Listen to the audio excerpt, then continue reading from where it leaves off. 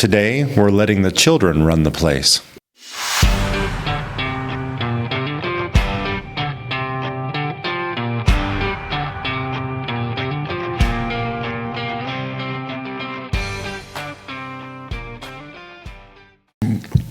Welcome back, everybody. This is Burnt on Religion, the podcast for those who have been burnt, who are currently burning, and those who are trying to avoid being burnt.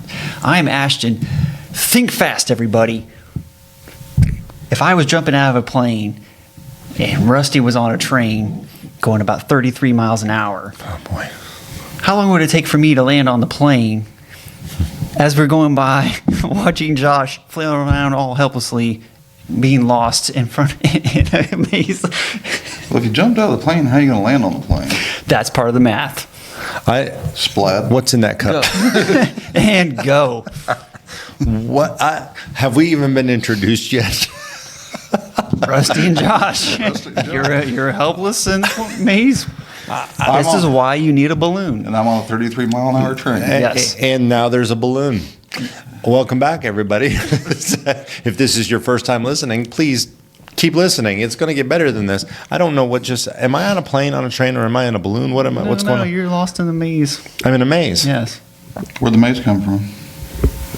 Well, we don't need to Do you really want to know? Sure. Hey, let's dig into a different topic. Rusty, If you guys... once upon a time... There was a void. Okay, we're back, and we are going to tackle... We're going to tackle one of the most uncomfortable commands in the Bible for adults. That's what we need to do today. You're adults? Well, Rusty. That's debatable. Well, we're gonna. This is where we need to tackle one of those things that it's so uncomfortable. And this is actually a listener requested episode. This is one that people were struggling with apparently for a while. Yes. Honor your father and your mother. How does that apply when we're an adult? Because. I mean, I get it. The Bible does say honor your father and mother, and it doesn't seem to be there's a expiration date on that command. So what do you do when you get married and all of that? And I'm just gonna rip off the Band-Aid on my contribution here. I never had this problem. My parents basically raised us to lead our own households. When you grow up and get married, lead your own household, make your own mistakes, learn. Just try to remember what we taught you. Good luck, and then we're out. We were gone. So I never struggled with this topic myself. How about you guys? I wish I had it so easy. But, So you did struggle. Yeah. Yes. Are you still struggling, Ashton? Yeah. Well, it's gotten better. Okay. All right. That's good. It only took How old are you? 8 years of marriage to get it. So what does this look like for you? The honor of your, did you ever hear this command from your parents as an adult? Well, even as a child growing Okay. up, that was the besides the fear of God, then you had to honor your father and mother, and that was a blanketed statement that could any category can go under, and anything you said, did. Make sure you're making sure you're honoring your mother and father, because do as I say, and all that good jazz. But transitioning, even moving out of the house, you still got told, Okay. honor your father and mother. And this as a married person? Well, even being single, going into marriage, man. More of the mother than the father. My dad was. If my dad spoke, you better listen, right? Because he was a man of less is more when it came to saying things. Okay. But man, mother would tell you, you're not raising the child right. You need to do this better. You need your house needs to be like this, and and on and on and on and on. But if you stood your ground. I hope you had what is that outfit like if you're diffusing a bomb, like that type of person? Bomb suit, right. Like you better have that on standby, because you should have been wearing it already. Yeah. Well, lessons were learned. Yeah. You had to be very So is this tactful with your words. What did that mean? What did honor your parents? When you heard that, what did that mean? What was that defined as? You're a married man. You have your own home. It was still you are my child. You still need to do what I say. Obedience. Obedience down to, man, like, it was rough. There was rough topics and rough conversations at times of, trying to distinguish, I am an adult. I am out of your household. I am, I will respect you. Yeah. And, I will never downgrade you or disrespect you in any way, shape, or form, because that's not a good thing for my kids to see. Sure. But at the same time, there is that line. I have my own household. I have my own family. We are one big family, but this is a section off of that, right? And this is mine. Like, right. But yeah, there was a lot of tough. I don't know how to put this. Conversations of, hey, this is my line. Don't cross it. This is my household. You come through my door. Oh, and somehow you thought you had the authority to talk to your parents that way? More of the mother than the father. Like, my dad Okay. understood. my dad got it. He's the type, if I want advice, I will ask for it. Right. Unless he truly sees something horribly wrong, then he'll be like, hey, let's talk about this. Right. Okay. All right, but you still had to deal with this topic as Oh, an adult. yes. Honor your mother and father. Yes. Yeah. Yes. Rusty, how, was it peaceful on your side? No, very similar to Ashton's Okay. experiences. I'll put it that way. My father. Of course, I got married young. I was 19 when I got married. Dad at 20. So I had my own family relatively young, just coming right out of the house, pretty much. Right. But my dad was he took that route pretty much like Ashton's dad did. This is your household. You're going to have to do what you think is right. Okay. I'm here to offer advice. If you need help, let me know. Unless I'm not going to say anything to you unless you're really screwing up. Mm-hmm. Now, and I'm not kicking mom, but mom, it was more, you need to run your household this way. You need to do this with your kids. You need to do this with your wife. They need to fall in line this way to make me comfortable. Make your mom comfortable. Make her comfortable. Okay. Yeah, make her feel comfortable. Was she living with you? No. Okay. All right. Well, No. Because she was so worried about everything that went on with the kids and everything that So she needed to. I guess the word insecure. She was feeling insecure. Okay. So therefore, she needed to feel secure, and all throughout my childhood, even into my adulthood, my married life, I got that thrown out at me. Well, honor your father and mother. Right. You need to honor your father and mother. And the expectation there was you need to obey what I think is right.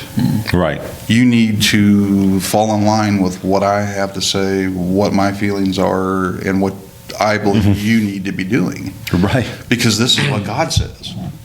Well, okay. That kind of turned around about, I was in my early 40s, and it was on my second marriage. And there was a come to Jesus meeting one day, and the fire flew. Like you said, I should have been wearing a suit because that's not, but ultimately it came down to, I ended up, and like I said, not going back after mom again, but that was just the instance. I ended up actually getting into an altercation with my mother and saying, look, I am the head of the household. I said, and you raised me to be a godly man. I said, that's the right. Pursuing that would be honoring you, what you and Dad taught me, more than anything. And I said, you're overstepping these bounds. Here are these boundaries. Mom, you're going to have to live with this. And if not, I Right. love you, but you're going to have to, Because it's The audacity. and that went over like a lead balloon. Yeah, right. Yeah. Feelings got hurt, Yeah. and it Yeah. took a little while, and things got patched up, and it's been great since then. But unfortunately, as an adult and as a man, I had to. yeah. Right. This is the line, Mom. Honoring is more of a control factor. Yeah, it was a control factor. Right. Well, this topic, I think this topic is important for people to hear from either generation. Sure, absolutely. Because there's some people, and I know this is true. I mean, we had a listener write in on this, and what you guys are sharing right now. There are the child generation in this scenario. They're like, what do I do? How do I honor God's word by honoring my parents? And how do you define that so I know what I can do? Sure. How do I move forward? And on the other side of the spectrum, you got the parents that are like, why aren't my kids honoring me by doing what I say? The context is going to help us out a lot on this topic. So for all the people struggling out there on both sides of this fence, we want to bring it home to context. So we have the command, and it's here in Exodus chapter 20, verse 12. It says, honor your father and your mother, that your days may be long upon the land which the Lord your God is giving you. And this command sounds pretty cut and dry. I mean, there it is. Sure. It's how people interpret it. Absolutely. that we have a problem with. Parental authority, child responsibility, that's what we're questioning here. What do we do here? So we're going to go ahead and just start where Paul starts, because he brings this command up in the New Testament. Remember, we're not under the law. This commandment is under the law. That doesn't mean we don't have to do it. It's still a good thing to honor your mother and father. Absolutely. But let's look at what Paul says in Ephesians 6:2. It says, honor your father and mother. This is the first commandment with a promise, that it may go well with you and that you may live long in the land. Now, before we get too far into this topic, let's deal with that promise there, because it says this is the first commandment with promise. And I've heard this line, have you, Rusty? Absolutely. I saw the look on your face, like this is my topic, this is my wheelhouse. Emphasize what you're thinking there. Like I said, especially, God forgive me, my mother weaponized that. If you weren't falling in line, you need to honor your father and mother, that your days shall be long on this earth. If you want to live a long life, it says it right here. Is that a death threat? Well, whenever you're a youngster, you're sitting there thinking, yep, that's a death threat. That's a death threat. Right. God's going to burn me down. I heard that clear up into my young adulthood, used in that context. So you basically heard, honor your parents, that your life is going to be shortened. That's wonderful, really. It's like that's awesome. like, oh my goodness, God's going to smite me. Again, we're back to that religious shame. That shame-based teaching. You honor me, which of course is interpreted, you obey everything I say, or God's going to kill you. Which, it's first commandment with promise there. That interpretation completely misses the mark of context. And I've heard it the same way, not from my parents. Of course, I did say we actually got a pretty good scenario as far as this topic goes growing up. But I have heard this interpretation.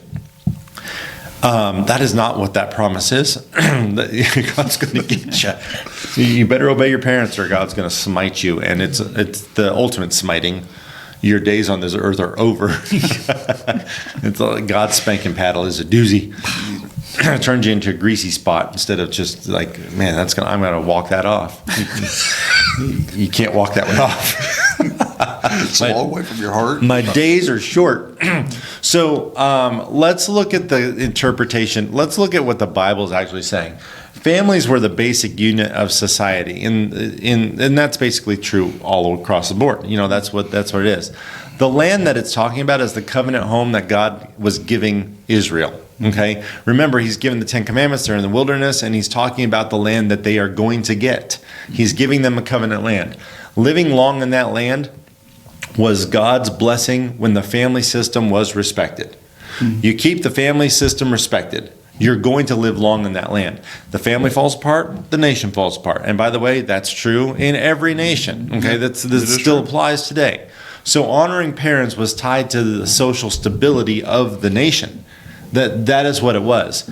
So living long as a nation in that land was dependent on the family structure, is what it's talking about. That's the promise. It's not, if you want to live, you will obey me.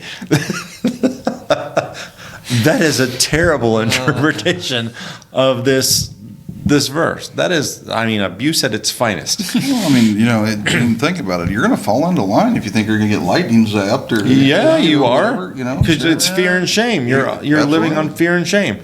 But if you look at what this is talking about, it's not talking about little boy. We're all going to watch. Step back. We're going to watch him get toasted because I told him to clean his room. He didn't. Kapoof. Yeah. See that puff of smoke? That's my son. That was my son. Right. That is not, please keep that one in context. Don't scare your kids with the goodness of God, God's character. Please don't scare your kids with God. Don't weaponize God to, God's going to get you. Fear is a great motivator. It is? It is a great motivator. It's what tells us not to touch the burner on the stove. Yeah, and then we touch it anyway. Maybe you do. I don't do that anymore, Rusty. Anymore? Yeah, last week was a good lesson. I don't do that anymore. So, yeah, the fear does... It is a good motivator because it teaches us not to do that thing. It's hey, there's a snake. Let's not pick it up, by the tail, which I think the whole thing is a tail. Is it? I don't know. Well, that's another topic for another day, I guess. It lost its legs. You all right? Oh yeah, that's yeah. We already talked about that one. Go back and listen. Why'd it have to be snakes? So that's not the whole thing. Is don't weaponize God. Don't scare your kids. You will clean your room or you will be a puff of smoke. And that's, man, it might be motivating, but then you messed your kid up. Well, yeah, because I mean, here you are, once again, spending your whole childhood, every time you've made mom or dad mad or you've done something that was... Yep. Yeah, watch out. Is that thunder? Yeah, exactly. I hear something in the distance. Right. Yeah, it's probably the smiting of the Lord. So the first thing we have to do is get that horrible interpretation out of the way of what that promise is. That's the promise. It's to live long in the land. And some translations say on the earth. Mm-hmm. And you'll see a lot of times in the Old Testament, Israel is referred to as the earth and the Gentile nations are referred to as the seas. So that it's still talking about the land. Look at the context. That's what it's talking about. But now that we got that out of the way, let's look at what Paul says in context. Let's look at the context here. Paul's addressing the family life. He talks about wives and husbands submitting to each other and stuff like that. And then he goes right into this children area here. Ephesians 6:1. Children, obey your... Let me try that again. Josh, talk, take 2. Ephesians 6:1. Children, obey your parents in the Lord, for this is right. Honor your father and mother. This is the first commandment with a promise, that it may go well with you and that you may live long in the land. Fathers, do not provoke your children to anger, but bring them up in the discipline and instruction of the Lord. Ephesians 6:1-3 tells children, honor your parents. And there is a promise there. It's not just for you. This helps society when the home is run right and the children have respect for the older generation. Look at our generation today. Yeah. There's no respect for the older generation whatsoever, and look at our society. True. This still is applicable for this day. So it still works. But as soon as Ephesians 6:1-3 is over, Paul immediately adds the balancing verse in verse 4. Fathers, do not provoke your children to anger. Oops. And that really matters on this topic. Yeah.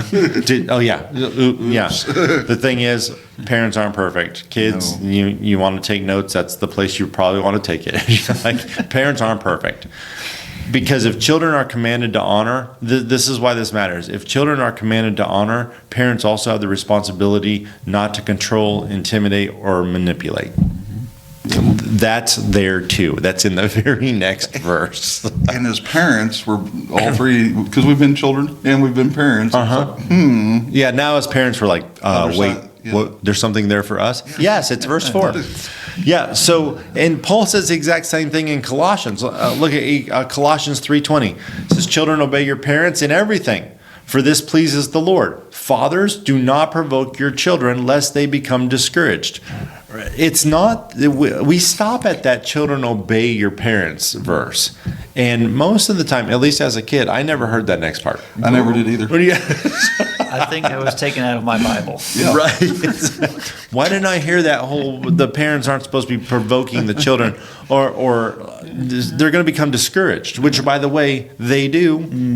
They do. They do. In both passages, he gives parental instruction immediately after he gives the instruction for the children. It's right there. It's one more verse. Just go one more verse, and we see, oh my goodness, this is a family dynamic passage, not "do as I say, kid," or otherwise kapoof.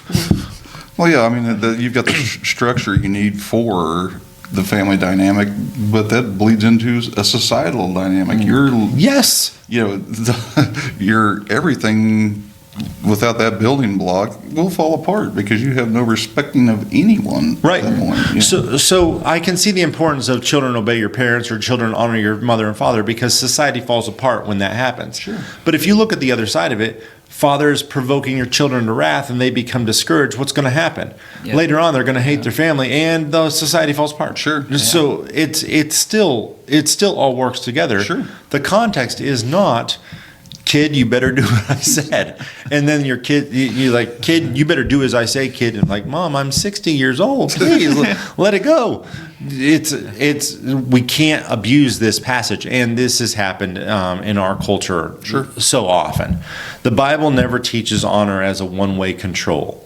Mom and dad get to control everything your whole life, and you better do as they say. You've got the parental instruction and the instruction for the child to the parent. You've got both here in this passage, but I never got to verse 4. I heard "the children obey your parents in the Lord, for this is right." Yeah. Well, it sounded like Ashton and I had a parent that one went one way and one kind of went the other.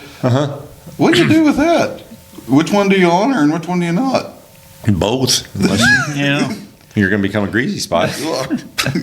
Either way you go, you're going to become a greasy spot. Yes, it's 'Cause true. One of them you're not going to honor. God's going to turn you into a greasy spot, or mom and dad are, one or the other. Yeah, exactly. But you're going to be a greasy spot. So this honor, this thing goes both ways. There's responsibility on the part of the child. There's responsibility on the side of the parent. Sure. Children are to honor their parents, and parents are supposed to lead without provoking. It goes both ways. It's right. One more verse. Just read one more verse. It's a warning against parenting patterns that crush and lead to discouragement. And by the way, as a dad, I can say I've already messed this one up. Me too. I wish I wouldn't have, because in my head, Ephesians chapter 6 was 3 verses long. Yeah. If I would have just gone one more verse, I would have like, oh my goodness, I got a lot to learn. As a dad, I'm crushing the spirit of my kid by yelling or shaming them or making sure I've manipulated everything. I hate the answer I hated when I was a kid is like, why do I have to do that? Because I said so. Oh boy. Like, can I get anything more than that? You do it because I said so. Well, that leaves me with no answers, no way to navigate through life. Yep. And now I'm just mad because you're an authoritarian. And again, I've been provoked to discouragement. Yeah. That's not a good answer because I said so. Sometimes it has to, if you get an argument at a kid, and sometimes you have to end the conversation with that. You've tried to explain why, and they're like, I still don't get it. Then do it because I said so. Yeah. And that's okay. Let it. That's a reset.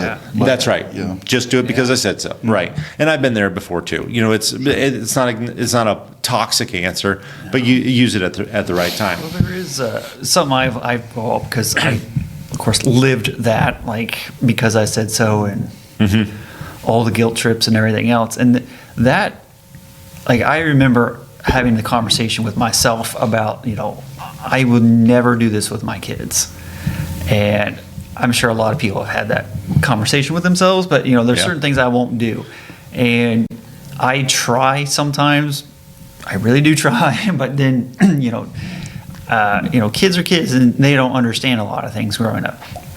And if one of the kids, if I say, hey, you guys need to do this, or hey, you shouldn't do this, and if they ask why, because 9 times out of 10 they're going to ask why. Sure. And I try my best to explain because X, Y, Z, or this could happen, or I've done this before, I know the outcome, Yep. and explain it to them. And most of the time they're like, oh, okay. But if they're in that argumentative mood, there's times like, okay, I've tried, like, yeah, I do end it like, because we are the parents and this is what's going to happen. That's right. Just do it. And so Just do it. Yeah. try to at least explain it to them. Right. Most of the time they get it. And sometimes you got to word things a little differently to get to their level and stuff. But, Right. But And- it does help understanding It does. why. It does. And I remember missing that. My parents always, I remember my dad saying, you can ask why, just do it after you do what I told you to do. Like, okay. Then basically, I'm doing it because you said so. And then I'm going to come back and get the answer. That way there was reconciliation on both sides. I will tell you why. Why don't you ask me why after you do it? And there was one time that my dad learned a huge lesson.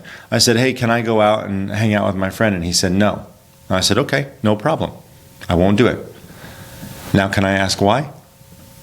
And he looked at me and he said, you can go hang out with your friend. I'm like, what? And he said, because I think I just gave you a programmed no. I wasn't even really thinking about it. I just said no because I said no. And he said, I was wrong in doing that. Go have a good time. Just be careful. I'll see you later. That was a learning thing for me because I learned to say, ask why after I submitted to and honored his position. Sure. And that's when that day was good. I'm like, yeah, I got to do what I said. And he had to take back what he said. And I am man, hear me roar. And I'm going to go play now.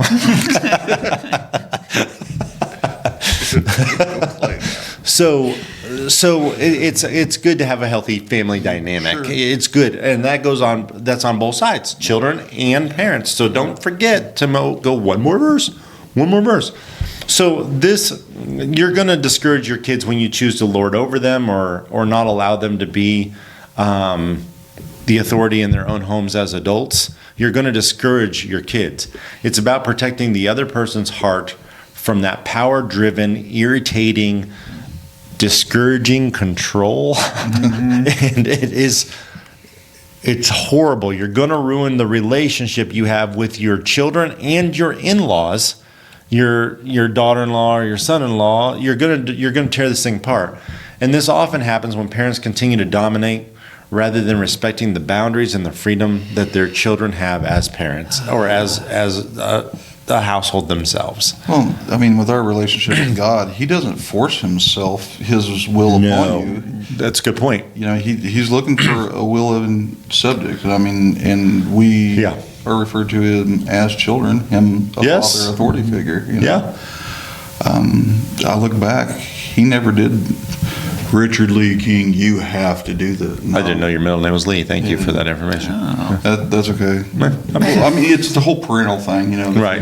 Yeah. So, but yeah, and he never did do that to me and say, "Hey, you have to follow me. You have to do what I say." Yeah. We actually have things on the contrary when it says he permitted them to divorce because of the hardness of their hearts. Yeah. The Bible says he hates divorce, and then it says, yeah, but he permitted it. Why? Because of the hardness of their hearts. I'm going to let them do what they're going to do.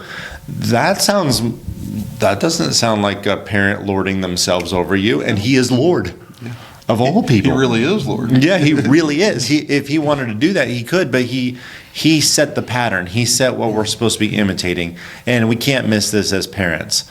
But adult children struggle for a couple of different reasons, and we're gonna go a little bit deeper here because, oh my goodness, it's so real. Hopefully they're laying on a couch because this is going to get... Yeah, get your notebook out. They're laying on the couch. Let's help. This little Freudian thing. Yeah, and by the way, this hits hard, especially for those married adults out there. And here's where burnt on religion comes into play on this topic right here. Guilt. The guilt. You know, you got your husband wife scenario, you got the kids, and those parents that are just trying to dominate, you get the guilt. I feel like I have to obey in order to be honorable. And that's the context we take and that guilt we carry. And many adults were raised with the honor as respect. They weren't raised with honor as respect and love together. Yeah. They were raised with honor as compliance. If you're going to be honorable, you will comply. Yeah. And if you don't comply, you're not being honoring. And then greasy spot, puff of smoke scenario. You know, like, oh my goodness, it's so abusive. Now that we're sitting here actually talking about it, I'm like, that's kind of sick. It's kind of sick. But That was normal. Yep. it was normal. Yeah. Every day. Yeah. Ash and I have a club. Yeah, I heard the term within an inch of your life many times in my life. I brought you in, I can take you you out. out of- Yes, there was a lot of death threats. Now, rewind, I'll need counseling after this is over. Yeah, okay, let's go back to this topic. So when these children become adults, their conscience still screams, if you don't do what I say, you are dishonoring me. Even as an adult, you're in your own home, and but the Bible gives us a different picture here, and it's a better picture. As adults, you have a real personal calling to live unto the Lord yourself. It's not your parents' faith. It's not their calling that you're trying to contribute to. You've been called to. 1 Corinthians 7:24 says, so brothers, in whatever condition each was called, there let him remain with God. Each one should remain with God in that condition in which they were called, which means you personally have a calling too, to live unto the Lord. God doesn't just hand you an identity through your family role. You know, you are a child. Your role is to do everything they say, even as an adult. He calls you personally to belong to him, and you're supposed to live out that calling to the Lord also. Romans 12:18 says, if possible, I loved it when I found this verse. If possible, so far as it depends on you, live peaceably with all men, because sometimes you can't. Yeah. It's just as much as, and I like the version that says, as much as lies within you, live peaceably with people, because sometimes it just ain't possible. Sometimes it just has to be a part to be peaceable. Right. It's and that's huge. That's huge for that guilt-driven honor. You know. Oh, yeah. You know, I'm guilted into honoring. Your responsibility. You're responsible for your own actions. That's what it comes down to. While seeking peace with the other person, but sometimes that other person doesn't want to comply. They don't want to live peaceably. You can only go as far as you can go because you're dealing with other people. But as much as lies within you, as much as depends on you, live peaceably. You know, go as far as you can. This isn't about turning yourself into a puppet. You know, the whole honor your mother and father thing, you're not a puppet. Adult honor is not endless obedience. That is not the context. It's respect and love and honesty with wise boundaries. This is my home now, and I have to lay down some laws too. And no, when you're in charge your whole child's life, and then suddenly you realize, oh my goodness, I'm losing those reins. People don't like to lose those reins. No. They don't like that, and I get it. I get it. If I'm in control of something and then I find out that I am completely out of control, that's not a good feeling. But we should never look at it that way. Yeah. You're not raising your kids to be kids. You're raising your kids to be adults. Yeah. That's what you should be doing. And then when they become adult, I would hate it if my kids called me, hey, I want to go to my friend's house. Can I go to my friend's house? You're 35. Why are you calling me? Because I'm trying to honor you as my father. You need counseling, and I've done a bad job as a parent. I have failed. You wouldn't want that. Or I would hope you wouldn't want that. Yeah. You'd want them to be able to stand on their own and be a godly adult. Yeah. Because you're not raising children, you're raising adults. You're supposed to be setting them up for life. that's what we're supposed to be doing, but a lot of people they got a good grip. Yeah. I mean, having 3 adult sons at home now, technical adults, still live with me. Yeah, I mean, I've got reins over what happens in my household. Sure. And They're things still like under that. your roof, yeah. They are. But as far as their decisions, what they do with their lives, things like that, no, that's, I mean, the best I can hope for is they took what I taught them, and they make wise decisions, Right. wise in being biblically aligned, and I hope and pray for the best. Yes. I can't sit there and go, boys, just do this, boys, do this. Right. It's, that whole sink or swim mentality Exactly. to teach you to swim. Yeah. And I understand that because desperation will teach you to swim. Yes, it will. It surely Like, will. I've got to figure this out because I keep going under. But we don't allow that mentality with our children a lot of times. It's like we're going to stand there and help them float. You're 30, 40, 50 years old and mom and dad are still keeping you afloat. And then you never learn how to stand on your own, never learn how to swim because you've always got that parent floaty. Sure. Yeah, exactly. You got to let them go. You got to let them do it. And if you raise them to follow the Lord, let them do that. Yes. Let them follow the Lord. You're not raising them to follow you. Honoring you is one thing. Oh, but that's not obedience. That's not eternal obedience to the parent. Yeah, I'm dad. I'm not Lord. I'm not God. Exactly. Yeah. And let them see that in a healthy way. Sure. Here's another area, and this is the doozy. A lot of times adults struggle with this topic because of the conflict with their spouse. We need to start the episode over. We need more time. Yeah. My parents run our marriage idea. And when you don't see eye to eye on that, that's just, oh my goodness. That's a tough one. Yeah. Yes, it is. Yeah, your parents say, hey, I'm your parent, so you must listen. And I'm like, hey, we're in our own household. We're supposed to be able to do this on our own. You're like, yeah, but my mom said, or yeah, but my dad said. I'm like, what your spouse is hearing at that point is we are not a team. We are a battleground. That's what they're hearing. We are divided in our own home. Then I can testify to that because that was one of the biggest conflicts in my first marriage. Yeah. Right, Yeah. right. Honestly, their problems became our problems, and it was not a good. No, that's not good. God called you into a new covenant love, which is AKA your marriage. Your marriage. You didn't, they say, well, you marry her, you marry the family. No, you married her or you married him. The family does get to come along for the ride, but they're not your GPS. That you can't look at it that way. No, they're not steering the boat. No, let God give the directions and you follow the Lord. But a lot of times parents are like, hold on, just do it, honor us. That's what you got to do. And if you still think it's eternal obedience, then you're going to have marital issues. It's just going to happen. You can honor your parents without letting their preferences control your household. Absolutely. It is possible to do. And you can have peace without compromise. Well, let's give them a little bit because they're mom and dad. And your wife or your husband's like, no. No, this is the way we're going to do this or whatever. And then you got this fight going on. So Romans 12:18 still applies. Be at peace as far as it depends on you. Go ahead and do that. That means you don't create that war. Don't allow the war to go on. But you don't surrender. You don't surrender your marriage to please somebody else. Yeah. You don't have to do that. Honor your parents without handing them the keys to your home. You don't have to do It's okay. It's okay to be a married couple. Yeah.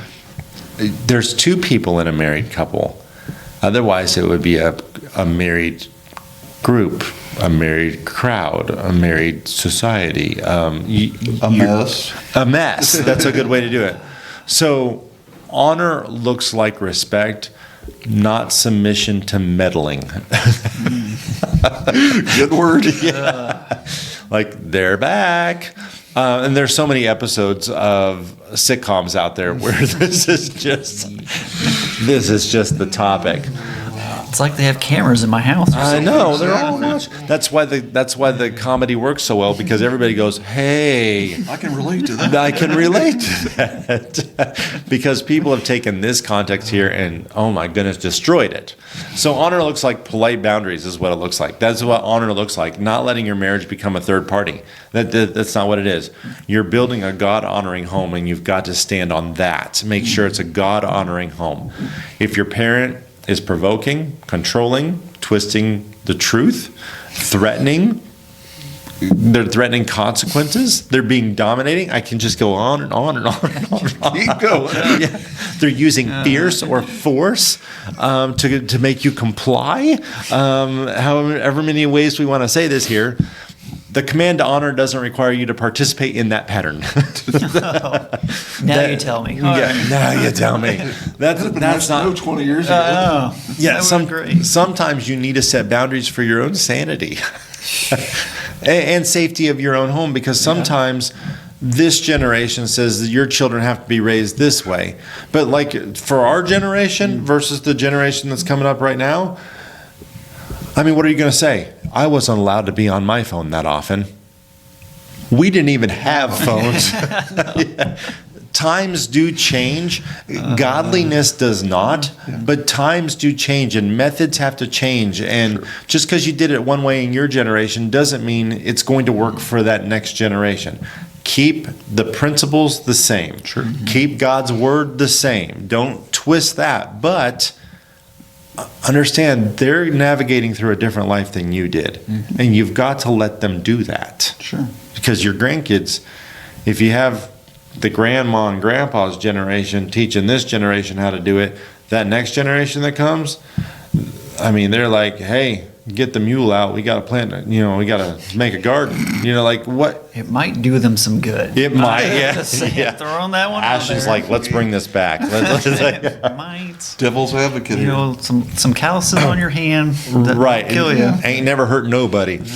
So boundaries are not a sin. You're not dishonoring your parents if you set up boundaries. It's just love and wisdom. That's what's going on there. It's love with wisdom.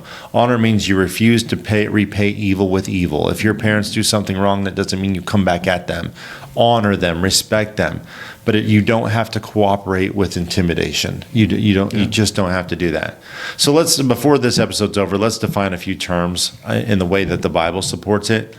Obey is usually tied to childhood structure.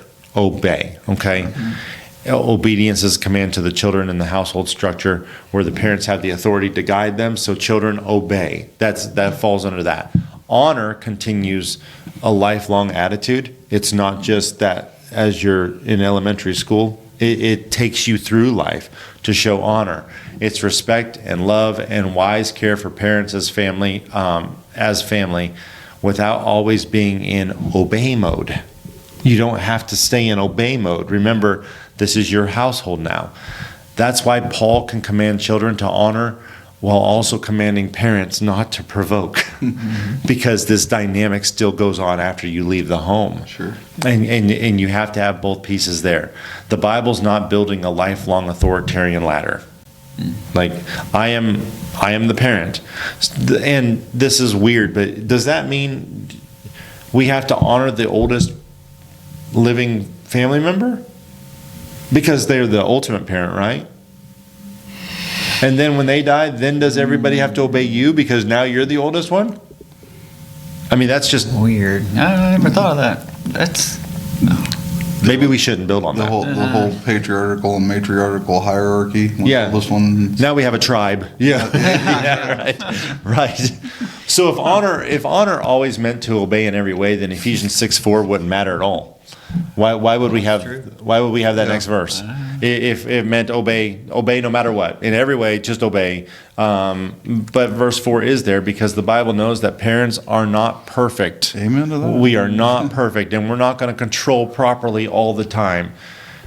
Honor can sound like an abusive interpretation, or it can sound like this.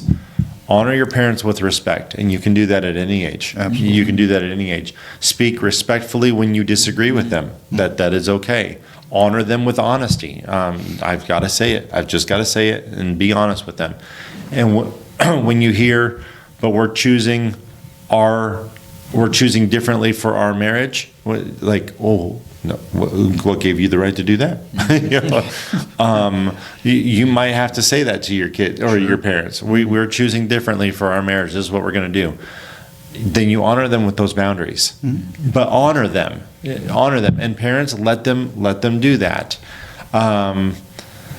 Sometimes you have to say, we're not discussing that. And if it continues, we're going to have to limit contact. Sure. And sometimes that does have to happen. Try not to get to that point, folks. Let's try not to get to that point. Let's keep Scripture in context. Honoring your parents, you can honor them by refusing their manipulation too. Yeah. Remind them, hey, remember verse 4 does exist. Yeah. And I really don't want to be discouraged by you. I don't want... You're pushing yourself is hurting my marriage, and that can't be a godly action. No, I mean, you have to protect that marriage relationship. Yes. And even if that is from your family or friends or whoever happens to interject on that. Absolutely.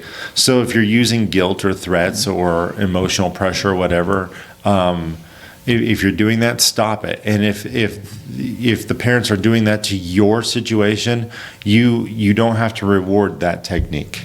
You don't have to do that. You can say, okay, all these verses are consistent with everything we've discussed. You can apply these verses. Remember, you were called to live unto God, not unto your parents, unto God. Just respect them and honor them. You can do that without obeying everything. But let's stop making it sound like honor your mother and father means obey everything I say and I'm the final authority. No, God's the final authority. Amen. Just live your life according, everything you do as unto the Lord, not anybody else, just as unto the Lord. So hopefully we haven't caused a lot of problems in a lot of homes today. We have. We have, and we know it. But have these real discussions with your family. If you are a domineering parent and you're listening to this, maybe it would be a good idea to go to your child or your daughter-in-law, son-in-law, whatever the scenario is, and say, hey, by the way, I'm seeing this a different way, and I apologize. Yeah. There's restoration. Reconciliation is happening right there. And if you're one of those kids that are struggling with your parent in-law situation, maybe it's your in-laws, maybe it's your parents or whatever, it's okay to say, I'm going to have to set boundaries, and I've looked at the scriptures and I've seen what I need to do because I'm trying to establish a household following the Lord. You've taken me this far. Thank you for what you've done, but I've got to do it from this point on and follow the Lord. So it's a tough topic. It's a tough one to navigate through, but let's not abuse it. Let's not take it and say, hey, by the way, I am parent, hear me roar. We just can't do that. So I'm grateful that I didn't grow up with this idea of being burnt on religion. I'm thankful for that. Sorry about you guys, though. I mean, that's all right. Oh no, it's not. It's not all right. All right. You need counseling, yes. You want to do it this time? Because I'm not getting through to this guy. I harbor no ill feeling whatsoever. Right. Hey, we all make mistakes. And again, that goes back to sometimes parents do a bad job. Please show us grace. We're doing the best we can. This is our first time. I've been that guy that goes, saying things and doing things. Oh my Lord, I'm turning into my parent. Right. Yes. Right. And the thing is, we're all trying to get through this thing, and we're all trying to follow the Lord. The main thing we need to do is to do it within context. Just keep Scripture in context. So good luck to all of you on this topic. Hopefully you can have some healthy conversations with your families about this, and hopefully there's restoration there. So, guys, I don't have anything else. If you guys don't have anything else, we can clock out of here.